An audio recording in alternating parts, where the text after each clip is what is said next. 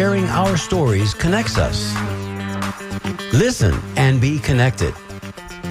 Join us for the Conversation meeting weekly at the intersection of community and culture. Hosted by Mario Nunez and Joe King Carter. Yeah, and Joe King Carter. Happy New Year, everyone. This is the first conversation of the new year. Not the first conversation you've had, because we're assuming that you've had other conversations in the new year. But this is the first edition, the first episode of The Conversation. On Wednesdays here at noon, WMNF 88.5 in Tampa. I'm one of your two hosts, Mario Nunez, and as always, I'm seated by my able partner, Joe King Carter. Joey. Good afternoon. How was your New Year's, bro? Oh, man, it was wonderful. It was amazing. Life is a beautiful thing. Just once in a while, Joey, I want you to give us the honest appraisal. Like, you know, it really sucked. It wasn't that good. I couldn't go outside of my house on New Year's at midnight because I live in Ybor City, and I was always worried about... Oh, no. Gunfire, No. Joey? Any gunfire? Oh, no. How about the noise? Were you able to sleep that night? What time did you go to sleep? I don't hear noise anymore. I live a block away from the 7th Avenue. CSX Railroad, and I don't even hear trains when they go by. Can we talk about that for just a second before we bring in our guest today? Because sure. I find that to be interesting, and it is just goes to show you how the human brain works. Sure. Because I grew up at a time when we had jealousy windows in the home and attic fans, meaning that your windows were always open and you could hear everything from the streets, right? And I lived within about a 4-mile distance, as the crow flies, to Tampa International Airport. And, you know, they said that those Eastern Airlines 727 whisper jets were whisper quiet. Yes. I will disagree with that. I'm sure. And when those 707s cranked up their 4 engines to take off, you heard it all. But if you live that close, after a while, you only heard the noises that were not usual noises for takeoffs and landings, right? When they land, they reverse thrust on the engines. You know that noise that we're familiar with. Yes. The same thing applies with the railroad, my brother. Yes. You live close to the railroad, unless they blow that whistle, you don't hear the train going by. You know, let me just say real quick, to add more to that, is that my little wood frame casita, my cigar maker's casita that's 130 years old, is not all that well insulated. And you would think that I would have a problem. It's amazing biophysically what happens, or biochemically. Yeah, what happens to us, because I live in the most urban setting you can probably live in Tampa. 100%. People are walking up and down my sidewalk no more than, my front yard is only 4 feet. My porch is only 5 feet. So 10 feet away from me are people talking. I don't hear them. I don't hear the railroad for the most part. I don't hear the cars, and I just don't hear it anymore. And it's 35 years I've lived there. But one thing you do hear, Joey, one thing I know that you hear, and I want you to tell this story one day, maybe not today, but I want you to... Is a rooster under my bedroom window. Is a rooster under your bedroom, or a chicken, or a hen that's about to lay an egg. Yeah, well, I know that you know that. A rooster is like a car alarm going off. There you go. But I wanted to say something else about what's going on. Is that this morning I was listening, of course, to WMNF, as I always do. And we are so fortunate to be here on Wednesdays, my friend. Do you know this? I do. Because that lineup in the morning, now every other day is excellent too, but that lineup this morning, Izzy K with those baritone dulcet tones, master programmer, was just rocking the songs. It was amazing. And then we had Democracy Now! And then Shelley Reback came in, taking on the world. She's always taking on the world, and I so admire her for that. She has her dukes up all the time. Absolutely. And then we got to talk animals. And then we had talking animals, and supporting our animal cousins.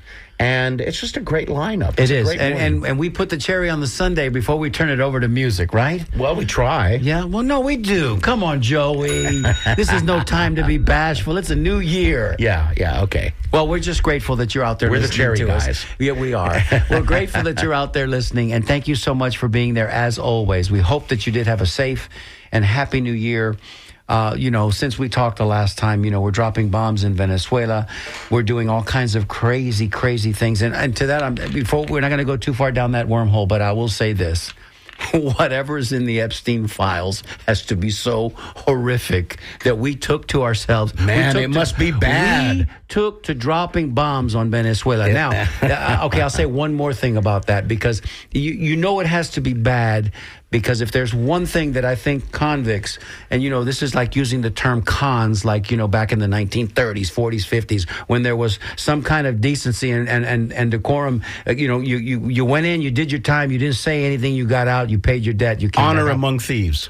Well, you know what? There's one thing that all of the convict world can agree on, and that's you don't mess with kids, right? You don't mess with kids. Right. That'll get you in trouble more than anything else.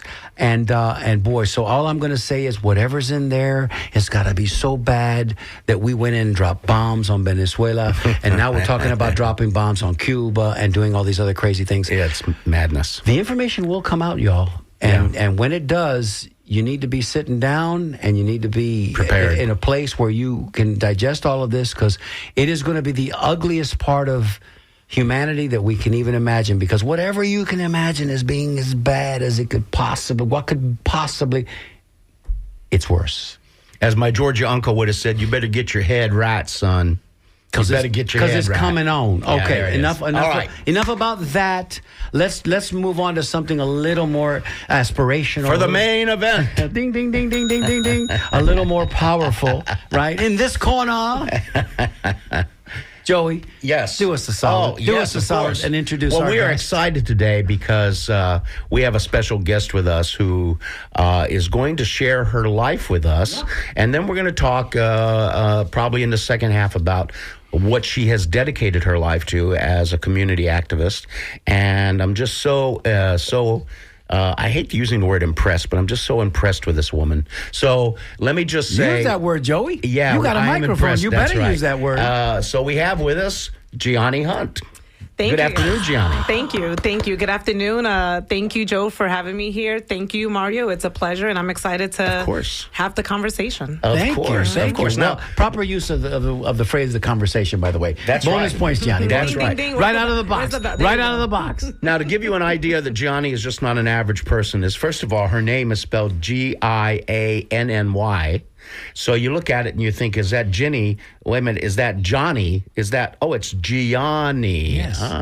Which usually has an I and usually is Italian, but that's not the case now. And that has to do with your beginnings. Let's talk about how your family came to this country and where you were born. That's right. Thank you. I appreciate it. I love my name, and I love the fact that you noticed that. Most people think when they hear Gianni, they're expecting an Italian guy. Mm-hmm. I know. And then I show up and it's surprised. No, I'm not an Italian guy. I am a Dominican woman, an immigrant to this country. I was born in the Dominican Republic, and I grew up in New York City. Ah, yes. And what part of New York?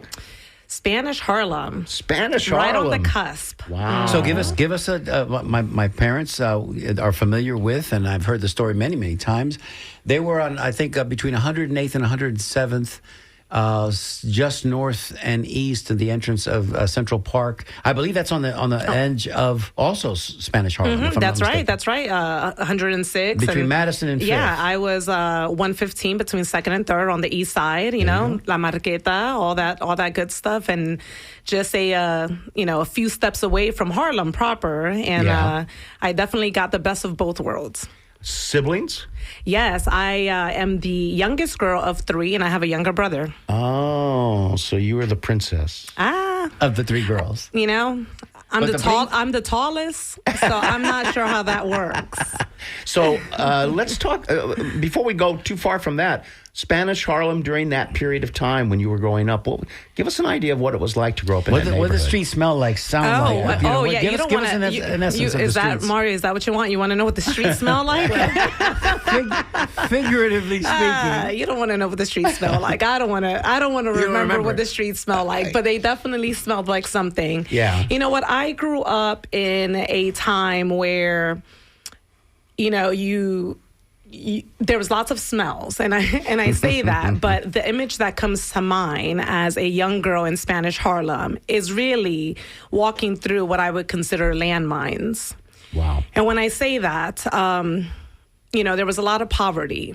Mm-hmm. And in areas where there's lots of poverty, there's just a lot of bad things, and people who are suffering tend to feel desperate. So I felt constantly on edge. I don't I'm very grateful of my upbringing, and it taught me a lot. But it was definitely where I kind of, Streetwise at an learned early age. to have some grit, Yeah, of course. and to sense my Survival surroundings. instincts. Well, sometimes the bad stuff teaches us much more than the good Good stuff. lessons, yeah, good lessons. So you're growing up in this place where there's stuff happening all around you.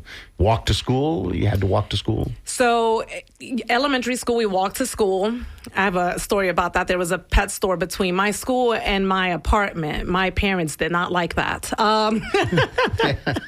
I definitely knew what to do with my allowance. But in junior high school, I started taking the train to school, and that was my first experience. And my mom, working 2 jobs, had to really trust that this 12-year-old at the time could get on the subway and navigate, all the signs and navigate the landmines and all the Wow. dangers and make it to junior high school.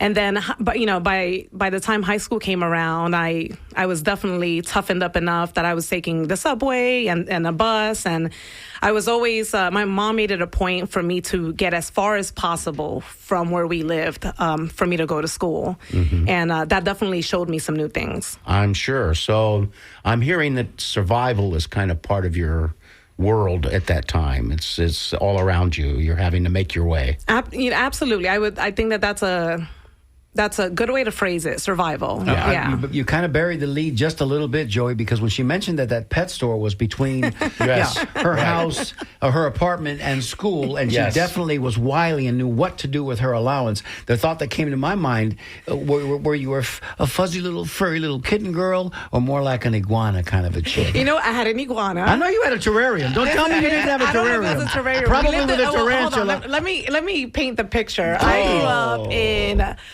the Johnson public housing. housing. Yeah, the projects. It The was PJs. it was a very very small space Right. for a lot of us. And my mom is an amazing woman, so oftentimes we would let And there were 4 of you. yeah, there were 4 of us, and my mom would let if we had a cousin that had just came into the country, my mom would always open the door. So we were always a busy house. But I did have an iguana.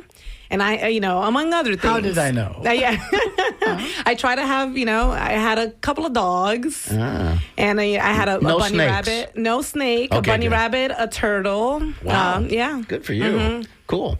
So you're having a childhood where you're developing your mind, but it sounds like you're developing your heart because Absolutely. you're having all this stuff happen around you. So then what happens next in school? How do you start to transfer? Favorite through that? subjects in school?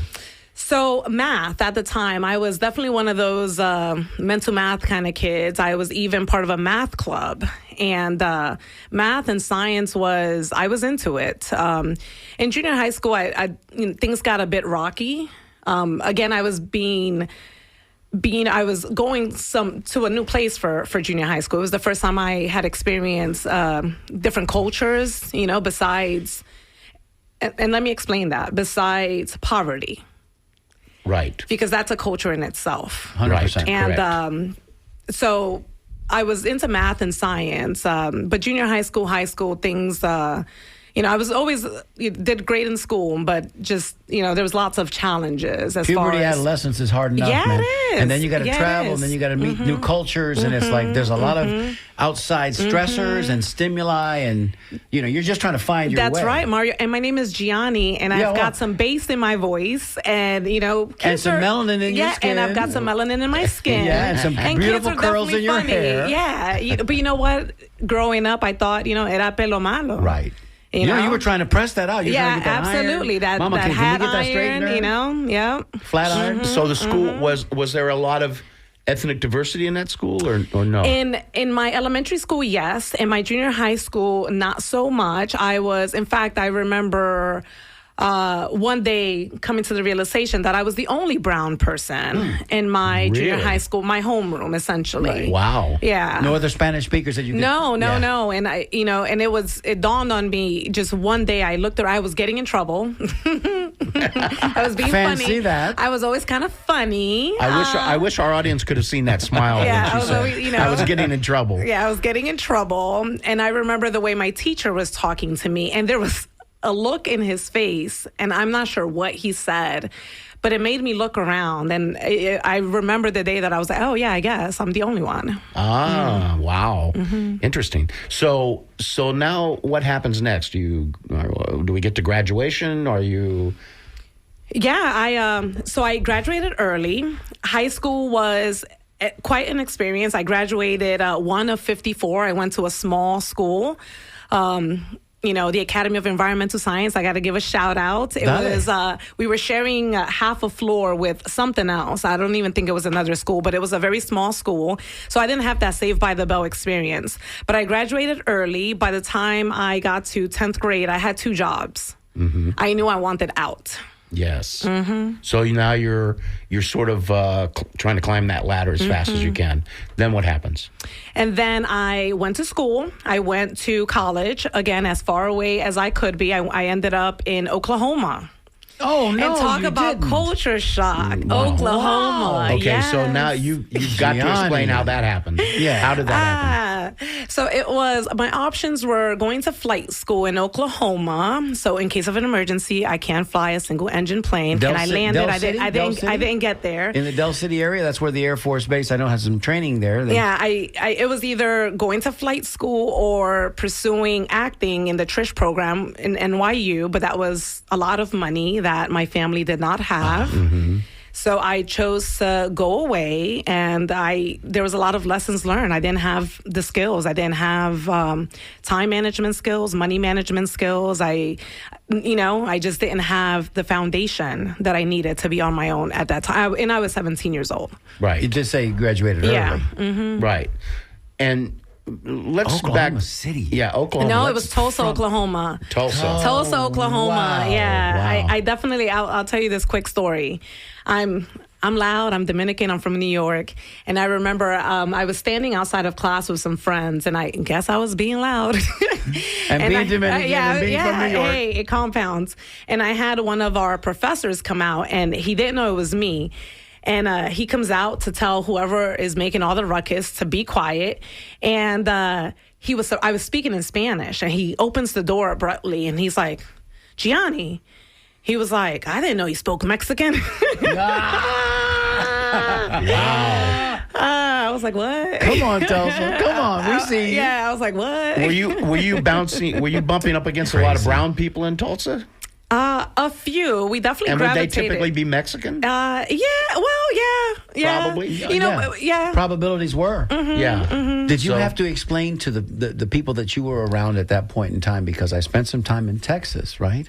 And when I got there, Texas is predominantly of the Hispanic culture. The predominance is Mexicano, which, of course, if you study the history of Texas, you makes understand sense. why. Right. You know, and it filtered a little bit up to, it's all throughout the Southwest. All of that was Mexican. California. It's indigenous territory. lands, yeah. 100%. So, then the Rio Grande was there conveniently, so we just pushed people on the other side of that to make it our own. But I used to have to, I lovingly, tongue-in-cheek, I would explain to people, listen, yo soy puertorriqueño y cubano. I'm from, but ironically, my great-grandfather was from Veracruz, so there's Mexico in my profile as well. But I tell people, I said, listen, I eat beans all the time, man, brown beans, red beans, and black beans. We just don't smash them and refry them, okay? And listen, there are other ways to eat beans, man. I mean, we don't eat tortillas with every meal, Cuban bread if you're in Yes, Tampa. right, But, that's I'm just saying, did you my find- first taco was in college. Wow. That's It was, special. it was cheap. And I bet it was pretty good, too. because hey. Auténtico. My kids are probably like, Mom does taco night every week. There you Absolutely. go. Yeah. Tuesday tacos. So you're describing one of these great stories about immigration that makes our culture so rich and beautiful. And special. But I sort of jumped over this. Let's talk, and before we get back to Oklahoma, let's talk a little bit about your family from Dominica and what that... The Dominican Republic. Yeah, from the Dominican Republic. What was that? I mean, what was how did your family come here, and what... Were they passing a lot of cultural stuff on to you, or were they, because sometimes in that story people are trying to be an American. Right. So what was happening? So they separate. I really appreciate that, because I think that is the most important part of my story. It really is. So my family is from the Dominican Republic, and my mom, I believe it was initiated by my mom, of course, wanting the best for her daughters. she chose to pursue the American dream. And my mom moved to the United States first, which is very typical. You know, you have to establish yourself, then you have to prove that you can economically support anybody else that you are sponsoring. Right. So my mom left me in the Dominican Republic when I was 9 months old. Wow. In the care of? In the care Abuelita? of my dad, my dad, but really, you know, mi abuela. Right. And then we had some caregivers that would come and they would go, and you know what? There's a lot of gaps there, and I can understand why. And your sisters, are they also? They're there with me. Okay. They're there with me, and then we moved to the United States when I was 5 years old. Okay. So there was a Interesting. long time where there was just, I didn't have that, you know, that nuclear foundation. experience, Yeah, right. yeah, that bonding period with my mom. And then when I moved to the United States, it was assimilate, Right. you know? So I was put in an all English. I remember Avery Johnson Daycare Center, where it was the first time I saw collard greens and grits, and I would cry because they wouldn't let me play until I ate all my food. And legit, I didn't understand what they were saying, but they were upset that, and I get it, you know, we don't waste food, but I didn't know what it was. So that's, you know, that's really interesting, Johnny, because we know, according to psychologists, that personality is formed mostly 0 to 6, right? It's 0 to 6 or 7 or 5, right in there. And so you're spending those critical first 5 years in a whole different place than here, Yeah, absolutely. and it's forming who you are. And she's Absolutely. kind of on her own, too. Right. So even Right. at the earliest of ages, you were forming the independent, you know, cellularly, you were kind of starting to be that independent character that was going to provide you what you needed in New York when you got to New York. Absolutely. You didn't know it then. I but- didn't know it. Absolutely. You know, and even now, and even later on in life, you know, the ability to survive. Yeah. Yeah. And also being without your mama.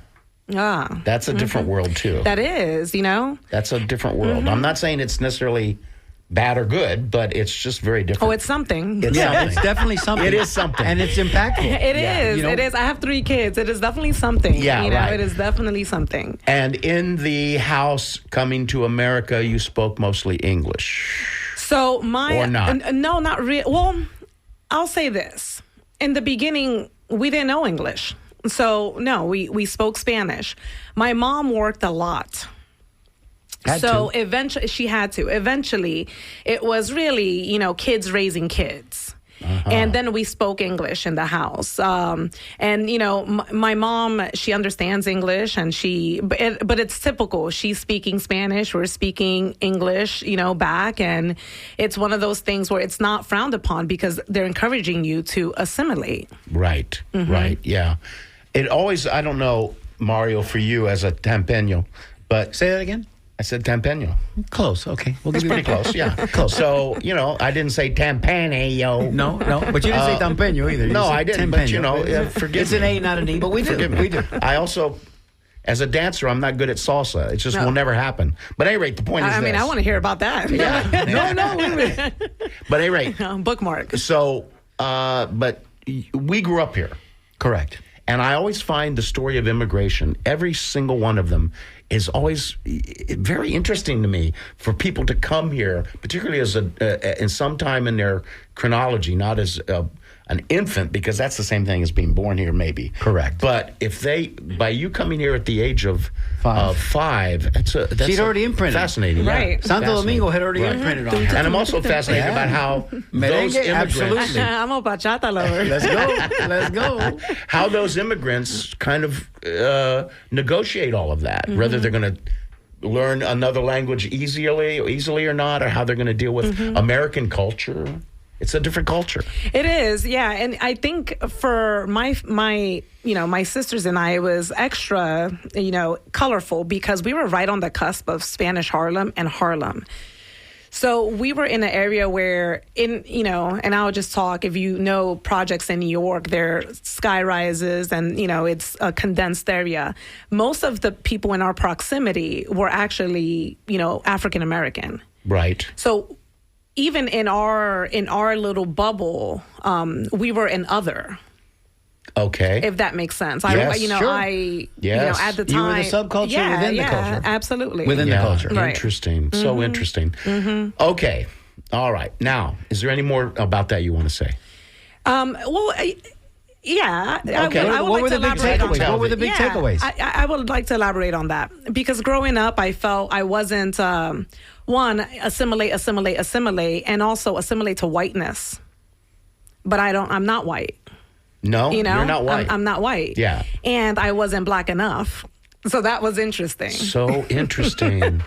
Wow. It's yes. Café con Leche, y'all. In case you're wondering, Yeah, it's if you're Café con wondering. Leche. I know. And you don't have to wonder if you have Facebook, you can go to the conversations That's right. page right now on Facebook, and you can see Miss Gianni's lovely smile because she's the one facing the camera. You're going to get a good look at my left ear and a good look at Joe's left cheek. Yeah. Because we're facing Gianni. That's right. That's but right. Gianni's on camera fully. So, if And you'd frankly, like I have to tell you that, frankly, from the very first time in my life, I started to see people that we call brown people now because I grew up around black and white people, but not a lot of brown people.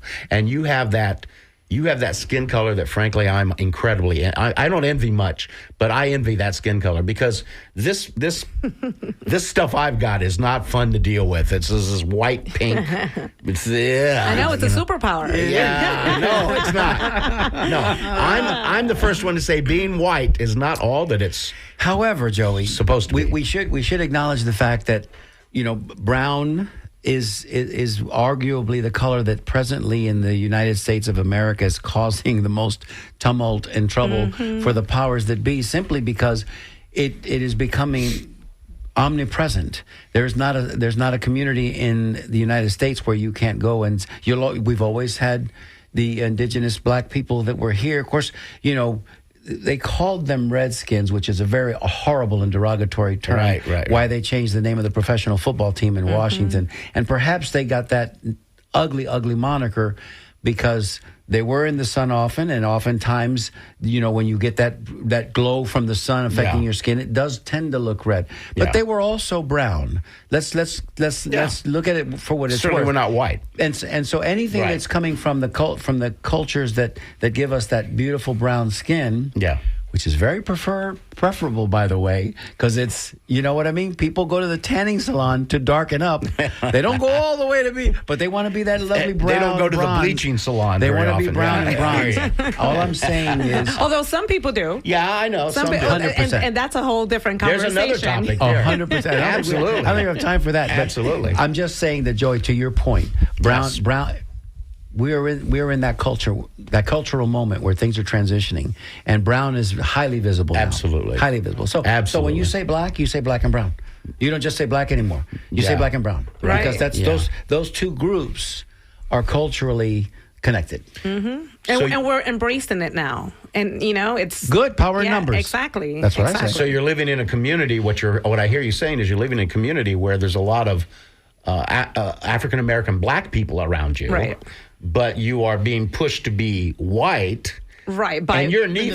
the school environment. Right. And you're right. neither. And family. Yeah, and family. true. If I'm honest, if I'm True. family, Yeah. it's, my dad is very fair skin. My mom is very dark skin. You can see, the Portugal, Spain, and the, West Right. Africa influence Yes. when you Both look sides. at them. Both sides. So it Yes. was definitely, I felt I was being encouraged to look, to look different. Joey, let's remind everybody real quick. Fit in. Remind everybody who we are and what we're doing. And then when we come back on the backside of that, we'll dig a little bit deeper, scratch more a little bit of the surface, Yes. what Gianni has to offer. Hi, I'm Randy Zimmerman, and you're listening to The Conversation with Mario Nunez and Joe King Carter on WMNF Tampa 88.5 FM. And if you're just joining us, we're talking today to Miss Gianni Hunt of Magnified Voices, which we will get to in just a couple of minutes. But we're learning exactly how Gianni Hunt came to be, right? And it's a fascinating, not too different from a lot of other stories, especially the ones that come from island to inner city, kind of a transitory. You've got to go through. You got to make that transition.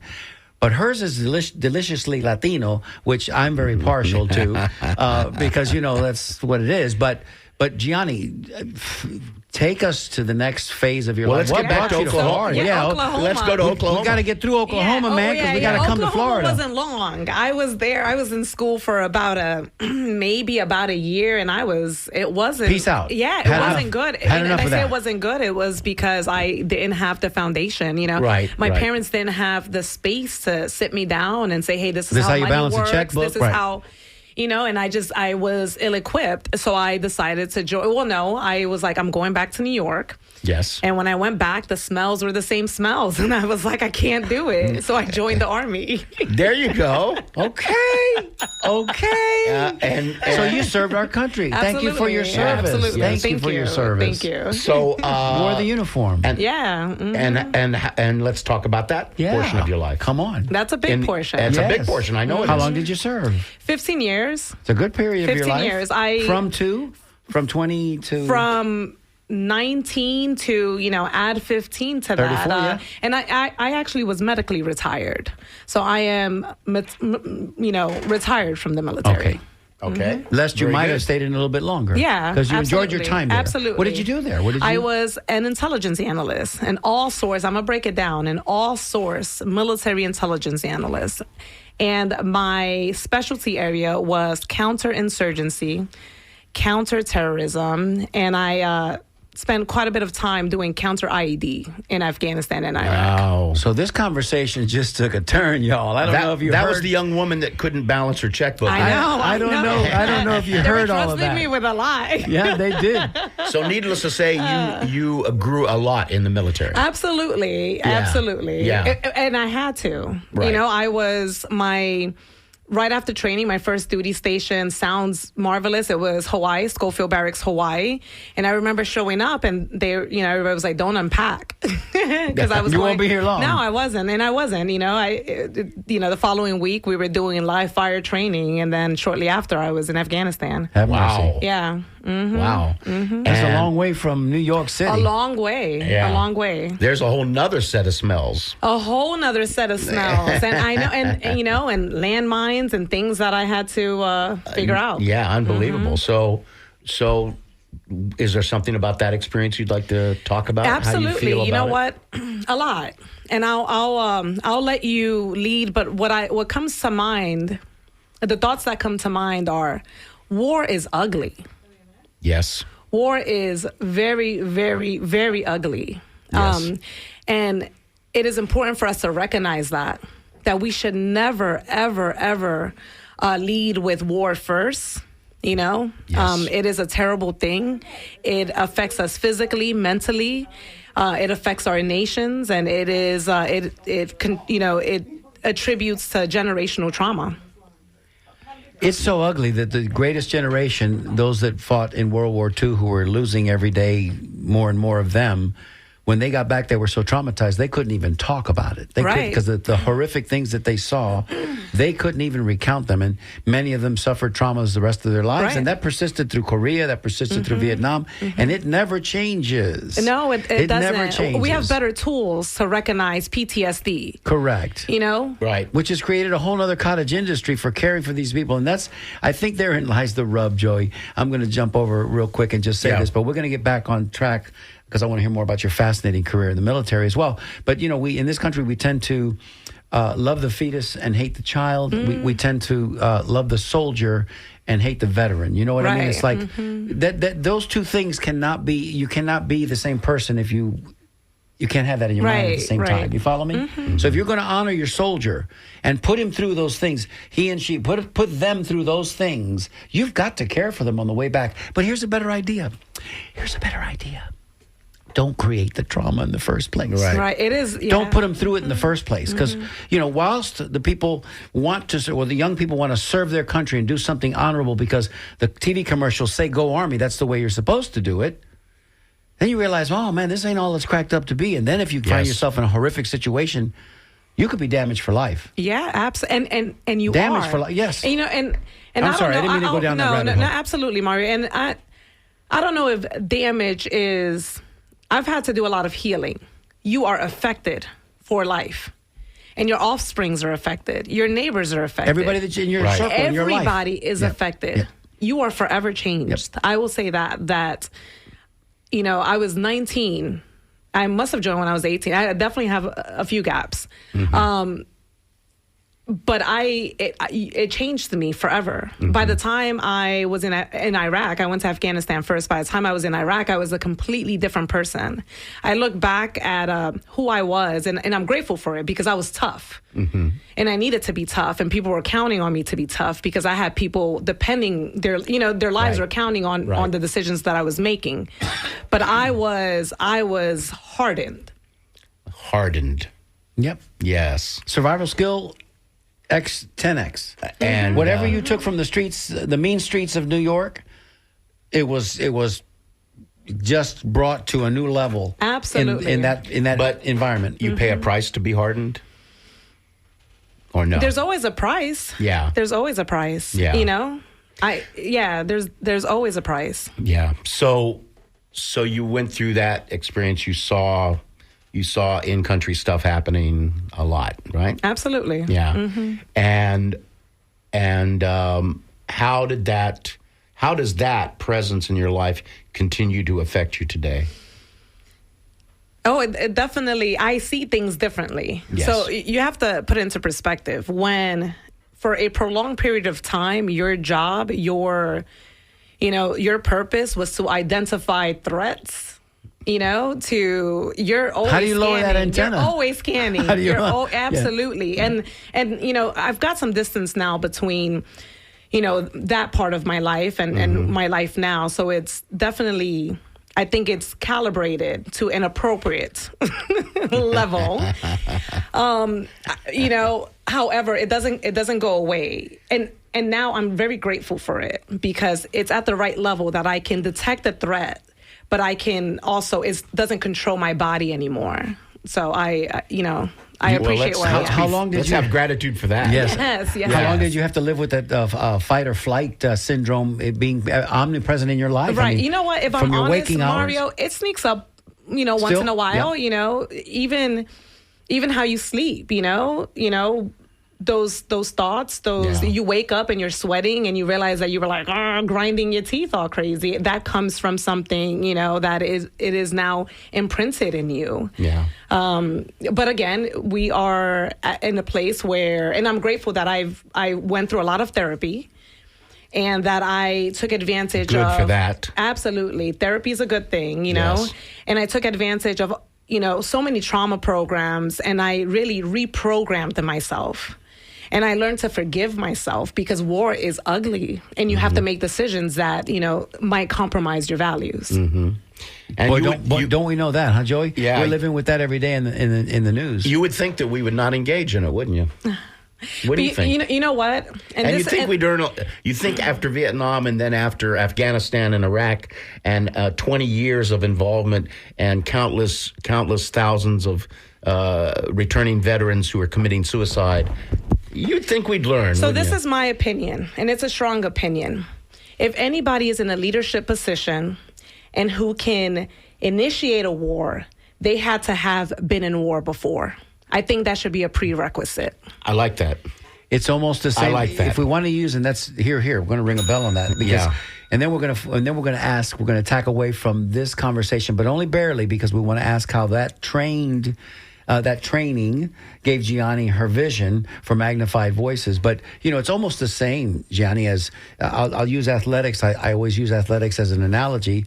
How can you expect somebody to be a head football coach or a head baseball coach at the level of the professional level, never having had that experience yourself? How can you command a locker room? Right. How can you command troops if you've never worn those boots and ascended to that level of leadership? How does that happen? You can't do it. Right. And I'll tell you what, somebody who's really experienced something like that, truly, because there's a lot of people who they've been in the military and they say, oh, I can do this because I was in the military. But if you were doing, JAG, if you were, somewhere cozy, An office comes to mind. yeah. you get what I'm saying? Yeah. I think Our Secretary of Defense comes to mind. I think you need to be in there. I think you need to be in there. I think you need to have been in a position where you saw it. Yes. Absolutely. I couldn't agree with you more, and I wasn't there, but I see what you're saying. So I'm glad you weren't there. I wish nobody was there. I'm obviously Here. So so we also have a family. We Yes. also have kids. And how old are your children? So I They're have not children, probably. well, no, they are. They are. I have a 16-year-old. I've got a 15-year-old, and I've got a 6-year-old. And you have your hands full. I do. I do. And they're a huge motivator in life for a lot of things. And this experience you had with all of that stuff we just talked about in the military and trauma probably informs how you raise them today, doesn't it? Absolutely. In our house, we talk a lot about feelings and empathy and, and just being able to verbalize and hold space Yes. for somebody who is feeling, any kind of feeling, and also resiliency. Yeah. We are not our feelings. Yeah, absolutely. And, I just got to get this out real quick. Our whole world, and particularly our culture here in America, based so much on Puritanism, we have this conflict between experiencing trauma and not wanting to talk about trauma, because life can be very traumatic. But we also say, well, you got to buck up and get going and get your life moving, and that's just what you got to do. But it's this talking about feelings. So much of the world would be so much better off if we all could express our feelings about what's happening at that moment as it's happening, or near that moment. Right. Absolutely. You know what? And I agree. And I think that there's a balance to that. I think a key component is naming that feeling. Yes. And then also acknowledging that, even though, because anger, if we think of anger, if we just let that feeling drive us, then we're, pulling people out of their cars and acting all kinds of crazy, which sometimes, unfortunately, that happens. Yeah. Or you can recognize, right now I'm feeling angry, but what are my core values and what am I committed, to doing in this moment? Well, I end up at some point eventually in all my best friendships getting angry. No, we all do. We all do. And, It's a feeling. It's a feeling. All right. We have to acknowledge it. So let's go to magnified voices and talk a little bit about that. Yes. How did this begin? And let's talk. First, describe what it is and how you came to be. Yes. So Magnified Voices, we are a nonpartisan 501c3 nonprofit, and our mission is to empower communities through knowledge and action. And how we came to be, if I'm completely transparent, is that I was seeing the red flags, but I was still in my healing phase. Okay. So I was gardening, I was painting, I was taking care of my Long kids. walks on the beach. Yeah. Right. Hiding in my beautiful backyard. Oh, okay. Not wanting to come out of the house. And, you see what's going on around you, and you realize that you have to be part of the solution. You just do. A larger community. You have to be part of a larger community. Exactly. Yeah. That's part of how we get through something, And again, I say my children are a huge motivator. When I was still in my house and kind of sheltering in place, I knew that I couldn't do that to my kids. And then when I started coming outside of the house, then I look around and I look at all the other kids and I say, I can't do that to them. And in full awareness that I do have some skills that can be of value. Right. So then how did you, that's what you're talking about, a feeling and a realization. When did you actually actualize? So my Magnified Voices, I am the co-founder. And Shalandria Hicks, which lives 4 houses down, she's probably like, what? She's the other co-founder. And it was one of those things after November, after the election, we've done this before. Mm-hmm. So, you come out of your house and you're almost surprised because we've done this before, So, seen the movie. Why would you want to watch the sequel? Exactly. And you know what? For many, I get it. I want to clarify that I understand the frustration of many people and how we can end up where we are, full awareness. There's a lot of suffering. There's a lot going on. However, Shalandria and I, we thought, she's another veteran. We thought we saw the movie and we're not sure why we're here. And then it was Inauguration Day, and some of the executive orders that came out of Inauguration Day shortly after. Yes. That prompted us to say, okay, we need to get up. We need to, rally up, and not necessarily in a political way, but in a community-centered way. Our community needs us. Yes. And that's where we are now. We are not, political in nature. We're nonpartisan. However, we are people-centered, community-centered, and we realized that the community was hurting, and we weren't going to just stand by and watch it. Yes. So all of the great changes that are going to come to us in the near future are going to come from community. Yeah. Yeah. Change comes from the bottom up. Absolutely. Never from the top down. Absolutely. Not really. And so, we're sitting here right now in the studios of community radio. Absolutely. And that's the reason Mario and I are here. And so to illuminate voices like this. And Jessica and everybody Thank else is you. here. Thank you. To connect within the community. So what are some of the things that you have been doing? So we have been busy. So we have. I take it you have been 5 focus areas, and although we are nonpartisan, we are not a political organization. Voter mobilization and protection is one of our focus areas. Right. When we started really exploring the landscape and figuring out what the needs of the community were, we realized that civic engagement was lacking, and I'm not blaming it on the people. I truly believe that it is intentional, and there's some people who engage civically and there's other communities who don't, and I'm not blaming it on the community. But civic engagement, so we knock on doors. We love to knock on doors. We knock every Thursday and Saturday morning. If you like to knock on doors, let us know. But we knock on doors to let people know when there's an election going on. We knock on doors to let people know of any changes. Right now, if you thought that you were going to receive a vote by mail, you're not, unless you've re-enrolled, things like that. And I can tell you this, when we first started doing that part of our work, in my head, I was like, this is going to be, people are going to be kind of annoyed. Like, this is I'm not sure how it's going to be received. Right. But people are so grateful. They're so grateful to get information. They're so grateful that some neighbor cares enough to knock on their door and say, hey, did you know this was going on? So that's one of them. But we do a lot of human rights and community advocacy. Right. And we're at the school boards because education is essential for any thriving society. Right. Free and public education is important. Right. It can't be any more important than what you've just addressed. I mean, if people are not aware, they don't know what they don't know, basically. Let me just say shout out to Shalandra Nix, who's actually watching us now on the conversation. There you go, battle buddy. You know what I mean? You mentioned Shalandra's name and she appeared magically That's on how our she screen. is. She's awesome. Listen, we haven't. I call her my battle buddy, and if you've been in the military, you know what that is. Yeah. They Somebody got your encourage back. you exactly. Yeah. They got and she your is 6. definitely my battle buddy. They Yep. got your 6. So listen, we haven't really solicited for phone calls today because we've had so much ground to cover. But if you did want to say something specifically and address a concern, we'll take that call now as we come to the close of another wonderful conversation on The Conversation. 813-239-9663. You can send us a text, 813-433-0885. Always, always, always, your emails are welcome. I'm standing by. We will read those emails, dj@wmnf.org. You guys are fierce. I haven't met Shalandra, but if Shalandra's anything, if she matches your energy in any way, shape, or form, I wouldn't want to get in your way. And it's obvious. And you guys have both worn the uniform. You guys have both been there, done that.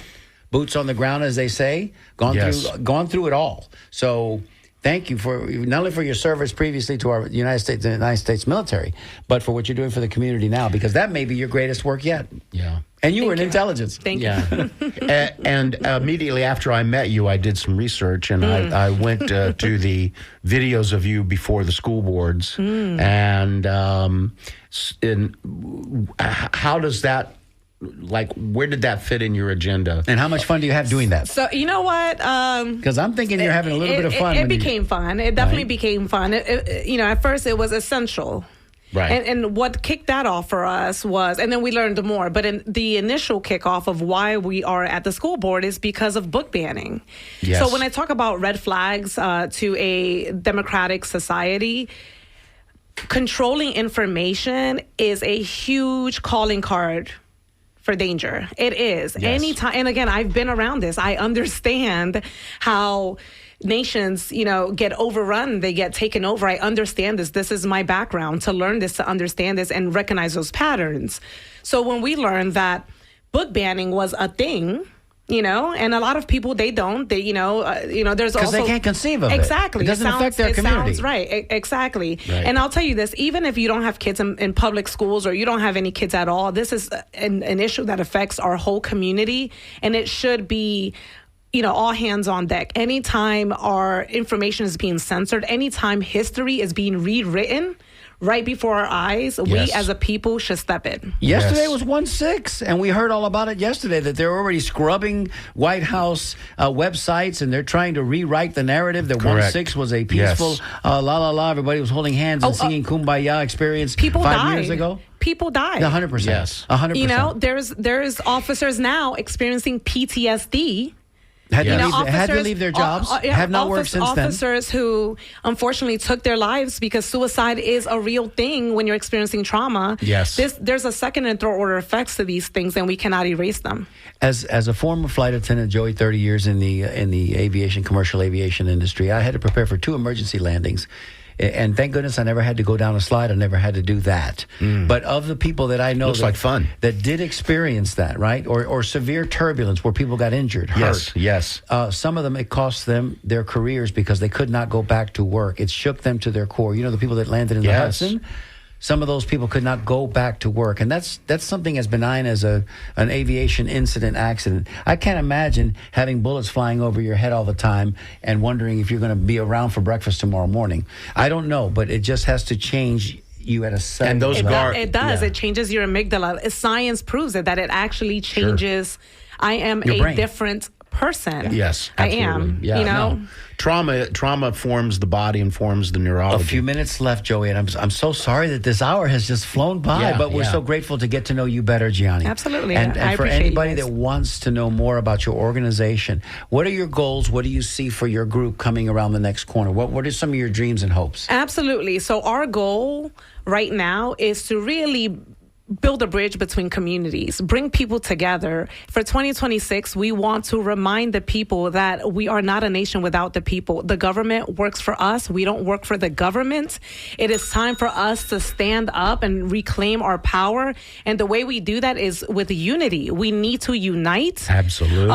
And come together to get the job done. And this is the year. It is definitely the year. I feel it. So if you are out there and you are listening and you would like to get involved with Magnified Voices, how might they do that? I appreciate you, Joe. How they would do that is by going to our website, www.magnifiedvoices.org, or you can find us on Facebook, on Instagram. You usually see Facebook videos of us in the community, on the ground, knocking on doors, sometimes kind of sweaty, but that's okay. That's because you're doing the work. Exactly. Absolutely. There we go.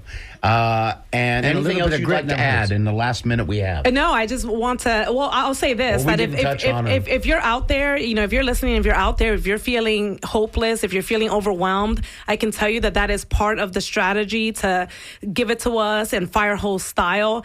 And there's hope out there. That there's a solution. There's a counteraction to this, and there's a lot of people who are trained to detect this and to counter it out there, open and awake and ready to get in the fight. So the fight's not over. We're not hopeless. In fact, I'm more hopeful than ever. Absolutely. The greatest salve for curing or medicating that feeling in you that you are lost is to get involved in your community. A Absolutely. little bit of volunteer work goes a long, long way. Joe. Absolutely. You're having that little pity party because you feel like the world's crashing on your shoulders. Bingo. I'm You're not. alone and You're not. nobody cares. You're not. And that's exactly right. They're Magnified Voices Perfect title, by the way. Thank you. We actually took a poll, just so you know. Did you? Yeah, this organization is not about us, so we definitely took a poll, and that was informed by the community that was the name that we should have. And just to add this too, you don't have to. We are inclusive. You don't have to pay to play. If you want to get involved, you want to stuff some bags. If you want to, there's a job for you. There's a purpose for you. If you want to just show up and be in community, you can. Just get involved. I think Joe said it best. The cure to that angst is involvement and connection, and we're here for it. Yes. Joey, we hit a home run today, baby. There we go. First show of the new year, and we're off and There we running. go. Joey, what's coming up next? Well, as always, special thanks to Jessica G., our OG of the Board Op, who also acted as our Thanks, Jess. our phone taker today, Yeah. by the way. Yeah, she did. And then I see over in the studio next door, I see the amazing Sam I Am. She's getting ready to do It's the Music on Wednesday, so stay on board, folks. And as always, thank you for listening. We're going to be here next week, so please come by and see us, Gianni. So wonderful meeting you. You're the absolute Absolutely. best. Magnified voices, y'all. You're listening to WMNF Tampa, everybody.